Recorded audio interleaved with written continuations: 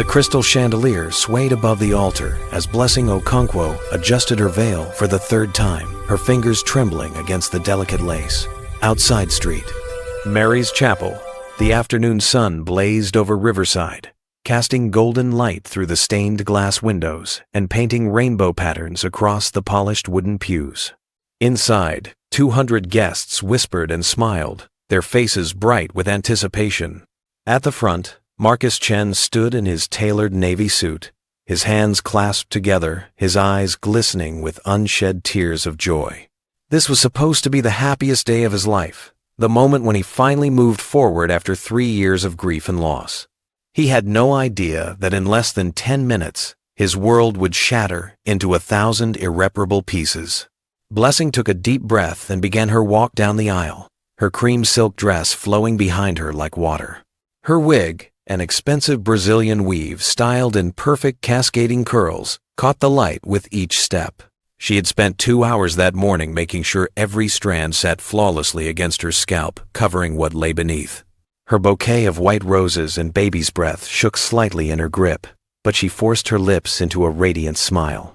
The organ music swelled. Guests turned to admire her. Marcus's face, transformed with love and relief. Everything was perfect. Everything was finally falling into place. But 3 rows from the back, Joy Adeyemi sat rigid in her seat, her jaw clenched so tightly her teeth ached. Her burgundy dress felt too tight, the chapel too hot, the air too thick to breathe. She watched Blessing glide past, watched that perfect wig catch the light, and felt her stomach turn. In her purse, folded into a small square, was Grace's journal. The final entry, dated 3 years ago, the night before she disappeared. Joy had read it 17 times in the past week, memorizing every desperate word, every fearful observation about her own sister's increasingly strange behavior. Grace had written, "Blessing watches Marcus the way a starving woman watches bread. I see it in her eyes when she thinks I'm not looking. I'm scared, Joy. I'm scared of what that look means." Blessing reached the altar and handed her bouquet to the maid of honor, a distant cousin who barely knew her. Marcus took her hands in his, and his touch was warm, genuine, everything she had dreamed of for so long. Father Williams opened his Bible, cleared his throat, and began. "Dearly beloved, we are gathered here today in the sight of God and these witnesses to join Marcus Chen and Blessing Okonkwo in holy matrimony." The words washed over Blessing like a baptism. She had done it. She had actually done it. 3 years of careful planning, of playing the grieving sister, of positioning herself in Marcus's life like a plant slowly growing toward the Sunday. 3 years of wearing this wig every single day, never letting him see what was underneath, never letting anyone get too close. The scars had healed, mostly, but the raised tissue formed letters, a permanent reminder carved into her own flesh in a moment of guilt-stricken madness 6 months after that night at Clearwater Cliff. She had gone to a back-alley tattoo artist in the next town over, a man who asked no questions and worked with a steady hand. She had wanted to punish herself, to carry Grace's initials like a brand, a secret penance only she would know about. But now, standing here, she felt the weight lifting. Once she was Marcus's wife, once they were legally bound, the past would finally be buried for good. Father Williams continued, his voice gentle and practiced. "Marriage is a sacred covenant, not to be entered into lightly, but reverently, and with full knowledge of its obligations." Marcus squeezed her hands, and she squeezed back, fighting the urge to laugh with relief. "If anyone here knows of any reason why these two should not be joined in marriage, speak now or forever. Hold your peace." The silence that followed felt like the pause before a thunderclap. Blessing's heart hammered. This was always the dangerous moment in every wedding, the dramatic pause that was usually just a formality. She held her breath. 1 second, 2 seconds, 3. "Stop this wedding." Joy's voice cracked through the chapel like a whip. Every head turned. Marcus's hands went slack. Blessing felt the blood drain from her face so fast she thought she might faint. Joy stood in the aisle, her purse clutched to her chest, her eyes blazing with righteous fury and 3 years of suppressed grief. "Joy, what are you doing?" Marcus asked, his voice confused, almost laughing, as if this might be some sort of bizarre joke. "Ask her," Joy said, pointing directly at Blessing. "Ask her about the wig. Ask her why she never takes it off. Ask her why she won't let anyone touch her head." "This is insane," Blessing whispered, but her voice came out too thin, too desperate. "Marcus, she's upset. She's not well. She doesn't know what she's saying." "I know exactly what I'm saying," Joy shot back, moving closer to the altar now, her heels clicking against the stone floor. "I'm saying that woman is hiding something under that perfect hair. I'm saying Grace Okonkwo didn't just disappear 3 years ago. I'm saying her own sister knows exactly what happened to her." The chapel erupted in whispers. Marcus dropped Blessing's hands and stepped back, his face a mask of confusion and dawning horror. "What is she talking about?" he asked, his voice barely audible. "Nothing," Blessing said quickly. Too quickly. "She's talking about nothing." Joy has always been paranoid. She's never accepted that Grace is gone. She needs help. "Marcus, please, let's just continue." "Then prove it," Joy interrupted, her voice rising. "Take off the wig, Blessing, right now. Show everyone what you're hiding." "I don't have to prove anything to you," Blessing hissed, her hands flying up, protectively to her head. Joy took another step forward, and now she was close enough to see the panic in Blessing's eyes, the way her chest rose and fell too rapidly, the way her fingers pressed against the wig like she was holding her skull together. "You don't have to prove it to me," Joy said, her voice dropping to something cold and sharp. "Prove it to Marcus. Prove it to all these people who came here thinking they were celebrating love. Show them what's underneath, Blessing. Show them the truth you've been hiding for 3 years." Marcus turned to Blessing, his face pale, his hands reaching out, but not quite touching her. "Blessing, what is she talking about? Just tell me. Whatever it is, we can work through it, but you have to tell me the truth." Blessing's mind raced, searching desperately for an escape route that didn't exist. The chapel felt like it was closing in, the walls pressing closer, the hundreds of eyes boring into her skin. She could run. She could grab her dress and sprint down that aisle and never look back. But where would she go? Everything she had built, everything she had sacrificed for, it was all right here, in this moment.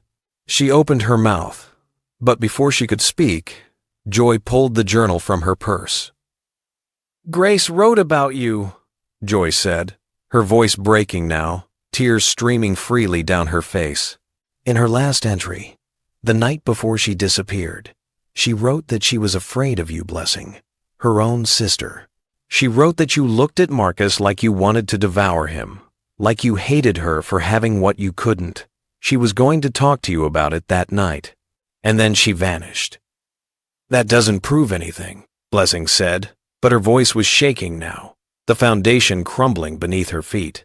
Grace was paranoid. She was always imagining things that weren't there. Was she? Joy's voice rose again. "Then where is she, Blessing? Where has she been for 3 years? And why? Why do you wear that wig? Every single day? Why did you start wearing it the week after she disappeared?" The whispers in the chapel grew louder. A rising tide of speculation and shock. Father William stood frozen at the altar, his Bible hanging uselessly in his hands. The maid of honor had backed away, clutching the bouquet like a shield. And Marcus was staring at Blessing like he was seeing her for the first time, like the woman he thought he knew was dissolving before his eyes. "Marcus, please," Blessing whispered, reaching for him, but he took another step back. "Just show us," he said quietly, and there was something broken in his voice, something that would never be repaired regardless of what happened next. "If there's nothing to hide, just show us." Blessing's hands moved to her wig, hovering there, trembling. In that moment, she made her decision. She would show them. She would reveal the scars, the initials, everything, and then she would lie. She would say it was an accident, a fall, something Grace had done to her in a moment of anger before she left. She would twist the narrative one more time, the way she had been twisting it for 3 years. Her fingers found the edge of the wig. But before she could remove it herself, a small child, The flower girl who had been standing near the altar bumped into her while trying to back away from the commotion. The impact wasn't hard, but it was enough. The wig shifted, tilted, and then slid forward off her head, tumbling to the ground in a cascade of fake curls. The gasp that went through the chapel was collective, a sharp intake of breath from 200 throats at once. Blessing's scalp was a landscape of old scars, raised and twisted, some still pink, with healing even after 3 years. But it was the pattern that made people lean forward, that made Marcus's face go white as death. Carved into the scar tissue, unmistakable and deliberate, were the letters G and O, Grace Okonkwo's initials, etched into Blessing's skull, like a confession written in flesh. Blessing stood there, exposed, her hands frozen in midair, her carefully constructed world collapsing in real time. The silence was deafening. Then, slowly, she lowered her hands and looked directly at Marcus. "I can explain," she said, but the words sounded hollow even to her own ears. "Explain what?" Marcus's voice was barely a whisper, thick with horror and disbelief. "Explain why you have Grace's initials carved into your head? Explain what happened to the woman I loved? Explain how you could stand here and marry me when he couldn't finish the sentence, couldn't bring himself to say the words out loud." Joy moved closer now, her initial fury giving way to a deep, aching sadness. "I've been investigating for 6 months," she said quietly, "ever since I found that journal. I talked to the tattoo artist who scarred you. I found witnesses who saw you and Grace arguing near Clearwater Cliff that night. I know, Blessing. I know what you did." Blessing's legs gave out, and she sank to her knees on the altar steps, her cream dress pooling around her like spilled milk. The facade was gone, stripped away as completely as the wig that lay discarded beside her. And with nothing left to hide behind, the truth began pouring out of her in broken, gasping sobs. "I didn't mean for it to happen," she whispered, her voice so small that people in the back rows had to strain to hear. "I didn't mean to hurt her. I just wanted him to see me. I wanted him to choose me for once. Grace had everything. She was everything, and I was just the quiet sister, the one nobody noticed. But Marcus, he was kind to me, he saw me, and I thought maybe if Grace wasn't there, maybe he could love me instead." Marcus made a sound like he'd been physically struck, a sharp exhalation of pain and betrayal. "What did you do to her?" he asked, and his voice was steel now, cold and hard. "Where is Grace, Blessing? What did you do?" Blessing looked up at him, mascara running down her face in black rivers, and for the first time in 3 years, she told the truth. "We argued that night at the cliff. I told her how I felt about you, and she was so angry, so hurt. She said I betrayed her, that I was sick, that she never wanted to see me again. She turned to walk away, and I couldn't let her leave like that. I grabbed her arm, and she pulled away, and then I pushed her. And she fell. The chapel exploded into chaos. People were shouting, crying, pulling out phones. Someone screamed. Father Williams stumbled backward, nearly dropping his Bible. But Marcus stood perfectly still, his face drained of all color, his eyes locked on Blessing with an expression of absolute devastation. "You killed her," he said, each word falling like a stone into still water. "You killed Grace, and then you took her place in my life. You comforted me while I grieved for her. You let me hold you while I cried about losing her. And all along, you knew she was dead, because you murdered her." "I didn't know she was dead," Blessing sobbed, her whole body shaking. "I swear, I didn't know. She fell so far, and there was so much blood, and I panicked. I ran. I left her there, and I thought she must have died, but I didn't stay to check. I just ran away like a coward. And then I couldn't go back, couldn't admit what I'd done, so I pretended to search for her. I pretended to grieve. And the guilt, Marcus, the guilt was eating me alive, so I carved her initials into my own skin because I wanted to punish myself. I wanted to carry her with me forever." "Stop!" A new voice rang out from the back of the chapel, clear and strong and achingly familiar. "Stop lying, sister. You're still lying even now. Every head whipped toward the doors. Blessing's sobs cut off mid-breath. Marcus swayed on his feet like he might collapse. And there, silhouetted in the doorway with the afternoon sun blazing behind her, stood Grace Okonkwo. She walked slowly down the aisle, leaning heavily on a carved wooden cane, supported by an elderly woman in traditional cloth, Mama Beatrice, the herbalist who lived in the hills beyond town. Grace's face was thinner than it had been 3 years ago, marked by a long scar that ran from her temple to her jaw. Her hair was cropped short, gray streaks threading through the black despite her young age. She moved with the careful deliberation of someone who had learned to walk again after terrible injury.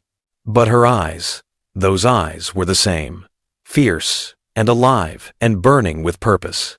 Grace, Marcus breathed, and the sound of her name on his lips was like a prayer and a sob combined. He moved toward her, stumbling, his legs barely holding him up. "Grace, you're alive. You're alive." She smiled at him, that same warm smile he remembered from 3 years ago, though it was edged now with pain and hard-won wisdom. "I'm alive, Marcus. I survived." Then her gaze shifted to Blessing, still kneeling on the altar steps, and the smile disappeared. "No thanks to my sister." Blessing was staring at Grace like she was seeing a ghost, her face a mask of absolute terror. "You're dead," she whispered. "You have to be dead. I saw you fall. I saw the blood." "You saw what you wanted to see," Grace said, her voice steady despite the tremor in her hands. She reached the front of the chapel and stood before her sister, looking down at the woman who had tried to erase her from existence. "You saw me fall, and you saw blood, and you convinced yourself I was dead so you could live with what you'd done. But you didn't check, Blessing. You didn't climb down to make sure. You just ran. And you built your new life on the assumption that I was gone forever." Grace turned to address the crowd now, her voice growing stronger. "I woke up at the bottom of that cliff 12 hours later, soaked in rain and blood, with a fractured skull and a broken leg. I couldn't remember my own name. I couldn't remember what had happened or how I got there. I crawled for almost a mile before Mama Beatrice found me collapsed near her cottage." The elderly woman nodded, her weathered face kind but serious. "I took her in, this broken girl, with no memory and no identity. I healed her body with herbs and time and prayer. But the mind, the memory, that took much longer," Grace continued, her eyes never leaving Blessing's face. "It took me 8 months to remember my name. Another 4 to remember I had a sister, a family, a life. And another year after that to remember the cliff, the argument, the push. Your face, Blessing, was the last thing I remembered. Your hands on my shoulders, your eyes full of rage and jealousy, as you shoved me backward into nothing." Marcus had tears streaming down his face now, his hand pressed to his mouth as if to hold back the sounds of grief and relief and confusion warring inside him. Joy stood beside Grace now, having moved to support her other side, her own face wet with tears. "I found Mama Beatrice 3 months ago," Joy said. "I'd been searching everywhere, following every lead, refusing to believe Grace was truly gone. When Mama Beatrice told me about the woman she'd healed, the woman with no memory who'd been pushed from a cliff, I knew. I brought Grace her old photos, her journals, helped her remember everything. And then I made a choice," Grace said, her voice hardening as she looked at Blessing. "I could have gone to the police immediately. I could have had you arrested months ago, but I wanted you to feel what I felt. I wanted you to build your happiness on lies and then watch it crumble. I wanted you to stand at this altar, thinking you'd finally won, and then lose everything in one moment, just like you made me lose everything that night on the cliff." Blessing was sobbing again, but differently now, the sound hollow and defeated. "I'm sorry," she choked out. "Grace, I'm so sorry. I was sick with jealousy. I wasn't thinking clearly. I've regretted it every day since. I carved your initials into my skin because I couldn't live with what I'd done." "You carved my initials into your skin," Grace corrected, her voice cold as winter, "because you're a narcissist who wanted to turn your crime into your tragedy. You made yourself the victim of your own guilt instead of facing what you'd done to me. And then you seduced my fiancé, the man I loved, and tried to steal the life that was meant to be mine." Marcus flinched at those words, looking between the two sisters with anguish written across every feature. "Grace, I thought you were dead. I mourned you for 2 years before I even considered moving on." And Blessing, she was there. She understood my pain because she was grieving too, or so I thought. "I never would have, if I'd known, if I'd had any idea. I know," Grace said gently, turning to him now, and her expression softened. "I know, Marcus. You're not to blame for being manipulated by someone you trusted. You're not responsible for her lies." She reached out with her free hand, and after a moment's hesitation, he took it, his fingers closing around hers like a drowning man grabbing a lifeline. Behind them, the sound of sirens grew closer. Joy had called the police before entering the chapel, and now officers were filing through the doors, their expressions grim and professional. One of them, Detective Morrison, approached the altar. "Blessing Okonkwo," he said formally, "you're under arrest for attempted murder and fraud." Blessing didn't resist, as they lifted her to her feet and placed handcuffs on her wrists. She looked small, suddenly, diminished, the elaborate wedding dress hanging on her frame like a costume that no longer fit. As they led her down the aisle, she turned back one last time to look at Grace and Marcus standing together. "I really did love him," she whispered. "That part was real." "Love doesn't destroy," Grace replied. "What you felt wasn't love, Blessing. It was possession. And now you'll have years in prison to learn the difference." The chapel emptied slowly, guests filing out in shocked silence, whispering to each other, trying to process what they'd witnessed. Father Williams approached Grace with gentle concern. "Child, you've been through an ordeal beyond imagining. Is there anything the church can do for you?" Grace smiled tiredly. "Actually, Father, yes. I was wondering if you might be available to perform a wedding in about 6 months. I think Marcus and I have some healing to do first, but after that, I'd very much like to marry him, if he'll still have me."